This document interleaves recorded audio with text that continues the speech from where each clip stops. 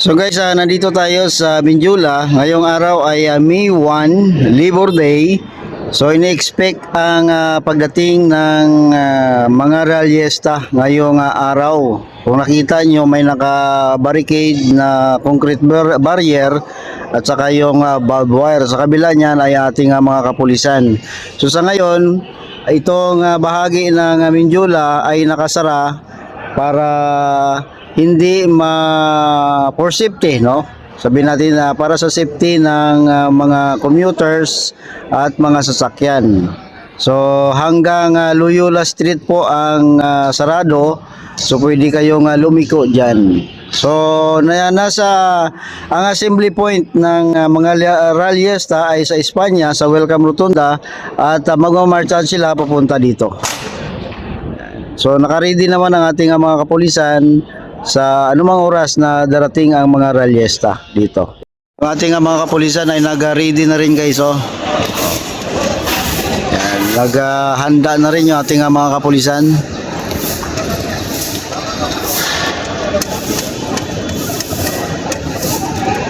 Ito rin yan, kaya nag-ready na rin yung ating mga kapulisan.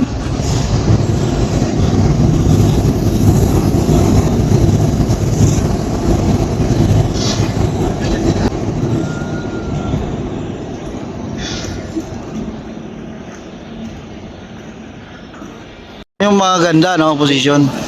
Yan, no. Yung ating mga kapulisan nandiyan na, bumisita ang kanilang officer. Sino ba yan?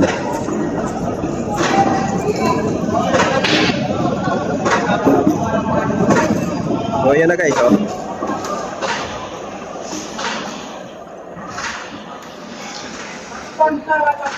So in-inspection ng kanilang officer ang area.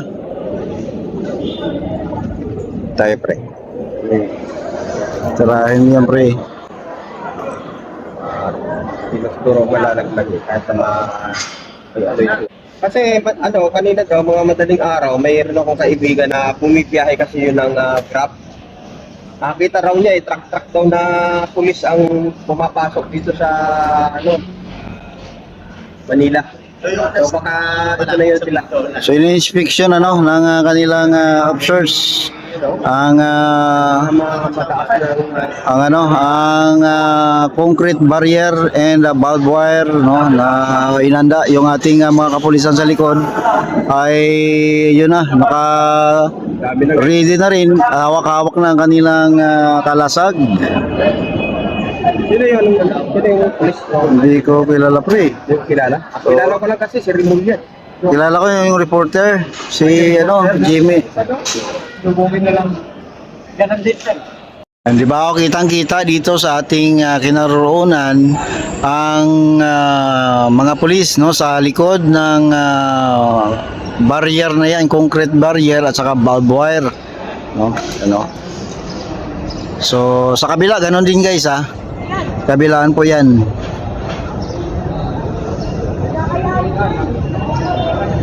So ganito ang sitwasyon ngayon dito sa Minjula, Salamat sa inyo dyan guys. Ating mga SWAT nandito na rin guys, oh. So pag dagdag bantayan dito sa katahimikan sa Minjula,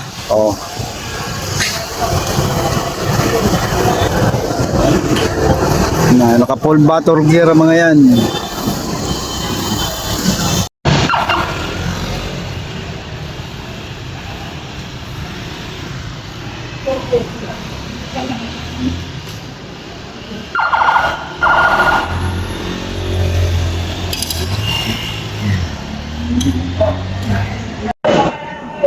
Yan, naka-full gear na sila. Yan, nagtakbuhan ng mga pulis, nag-ready na. May parating na kasi ng mga grupo ng ralyesta. Oh. Ayun na. Buwan na sila guys. Grabe, oh. Ayan, naka-full gear na sila guys, oh. Yan na, nagasuot, nagtakbuhan ng ating mga kapulisan guys, oh. Takbuhan ng mga kapulisan dahil nga parating na ang mga ralyesta. Yun guys, oh, grabe. Biglang nagtakbuhan ng mga kapulisan. Dahil nga ang mga ralyesta yan nandyan na, parating na. Yan, bilisan na po ang kanilang pagsuot. Yan, nandito doon. So kanya-kanyang kuha ng kanya-kanyang kuha ng mga kalasag, ano guys? Nakanta na sila, nakaranta na.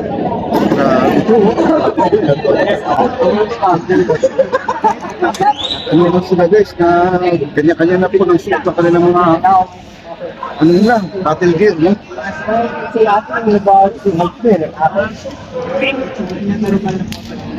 Dami po mga media dito sa labas mga idol, no? Dito guys, dito. So Pakap sa likod. Ilang pre, pag naka 35 speed. Dito basta-basta na ano to guys, dito basta-basta matiling na. Mabubo ito. Oo. Hindi kaya po dito. Dami nila. Ito sa kabila, nagmaka-instrument sila guys, pero dito pa pumasok.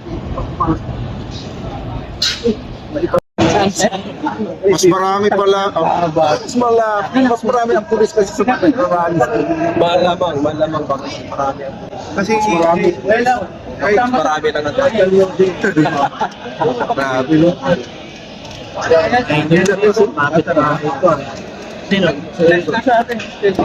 Doon sila sa Blooming Street ng Lambasan.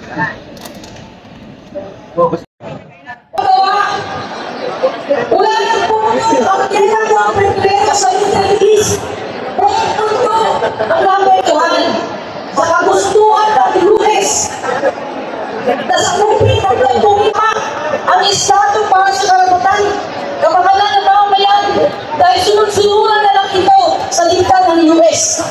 Patunay din ang mga EDCA sites at mga balikatan exercises na maaaring kumalagdag sa atin sa magyera na sinimulan ng US. Patuloy rin naghihirap ang ating bansa at ayaw ng mga imperialista na umunlad ng Pilipinas at gusto na lang nito na wala tayong sariling industriya at pinapanatiling pansot at nakaasa lang.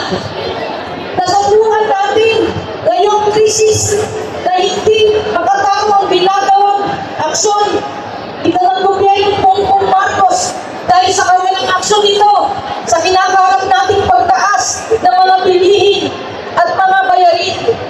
Wala rin itong pakialam sa ipinaglalaman ng mga manggagawa para itaas ang sahod dahil alam natin hindi na nagkakasya ang ating sahod sa pang-araw-araw na gastusin.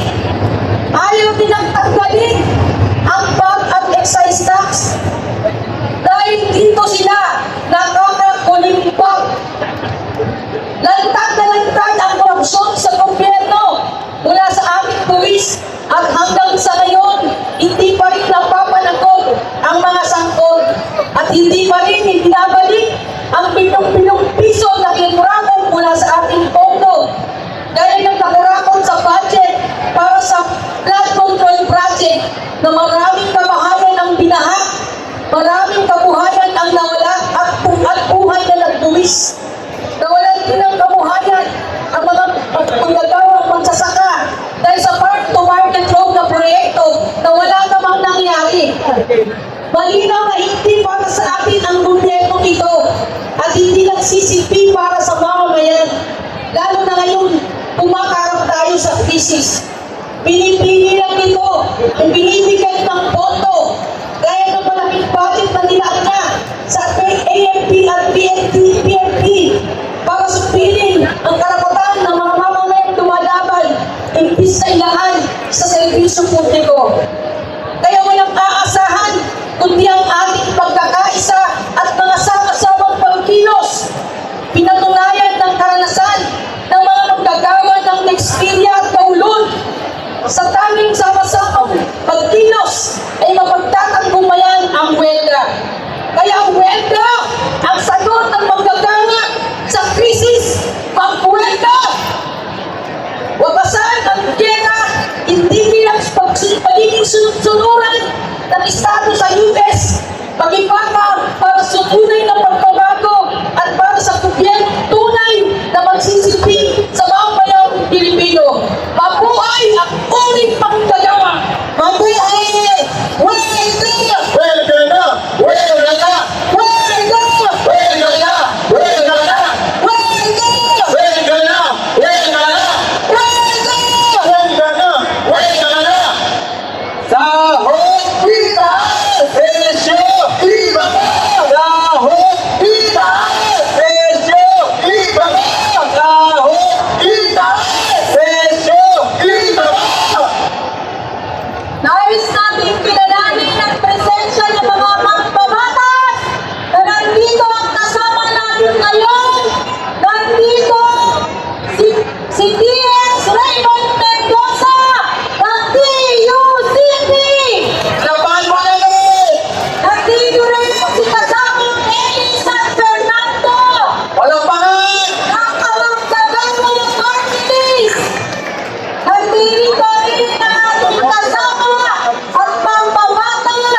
Mula sa Gabriela Martinez, si kasamang Sara Belaco.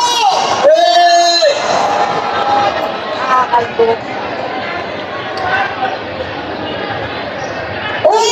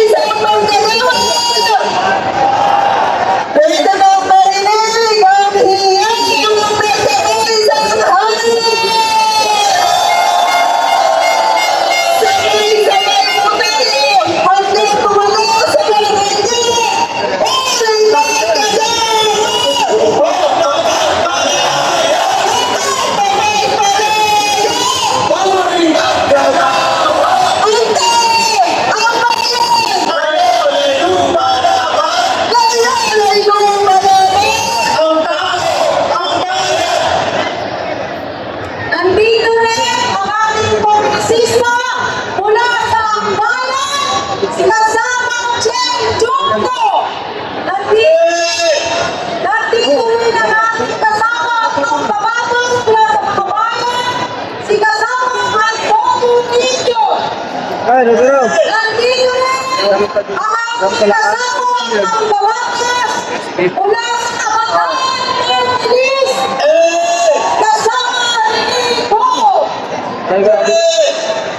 Ating tinatawagan ang susunod na tagapagsalita mula sa Solidarity Networks and organizations sa ilalim ng National Range Coalition, ang matikas at hindi humintong lumaban, ang naging poster boy ng lawan ng contractualization. Binibigay ko po sa inyo si kasamang Pinpinda. Habang ipinaglalaban natin ang pambansang na kabuluhan na saod, ang karapatan sa pag-organisa at ang karapatan sa seguridad sa trabaho o ang anti-contractualization, pumutok ang isyu ng nakawan sa gobyerno.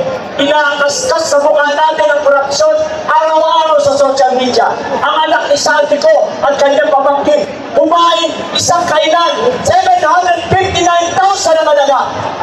Sahod na yan ng isang minimum wage earner sa 3 taon at kalahati. Samantalang sinasabi sa ating mga mamatayan, ang 659 pesos a day ay sapat na at mga putang ilan yan. Umiindihan mo sa bidding habang tumataas ang produktabilidad ng mga magdadaya. Tumataas ang produktabilidad natin samantalang ang kita natin nananatiling kamara. Sa kalagitnaan ng ito, pumutok naman ang gera sa gitnang silangan. Doon sa persisyon ng bomba ang pangunahing imperialistang bansa ng Amerika. Lahat ng yan, inatasan natin kayo. Ang panawagan namin, sana matuto tayo. Bumalik tayo sa basic. Magmulat, mag-organisa, at magpakilos. Sa ganitong parandaman, maabot natin ang ating solusyon sa pagkagbag-abot natin ang kapangyarihang pampulitikang lakas na kinakailangan. Makukuha natin ang isang gobyerno ng masa. Itatayo natin yan upang lahat mabigyan ng trabaho para lahat ng kabataan may libreng edukasyon ang maging profesional. Pero libreng hospitalization at medical care. At bumuo tayo ng lipunan na walang pagsasamantala, walang pang-api. Mula sa pinating hangay ng mga manggagawa sa telekomunikasyon, isang namang panahon natin sa inyong lahat. Pag-ibig! Ito ang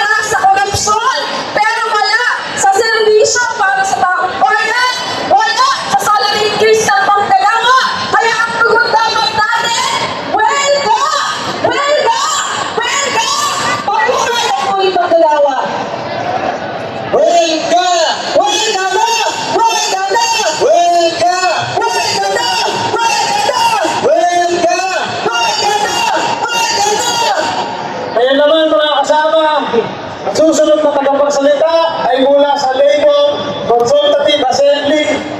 Mga kasama, tinatawagan ko po si Atty. Amy Arretia. Umakyat dito sa stage para sa ating photo op. Upang pagpapalaya.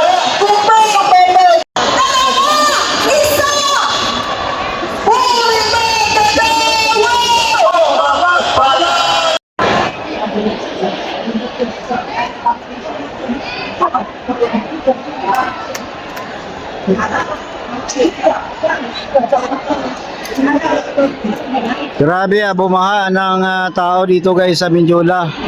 So tapos na isang grupo, 4 na grupo pala ito ang magsasagawa ng rally dito.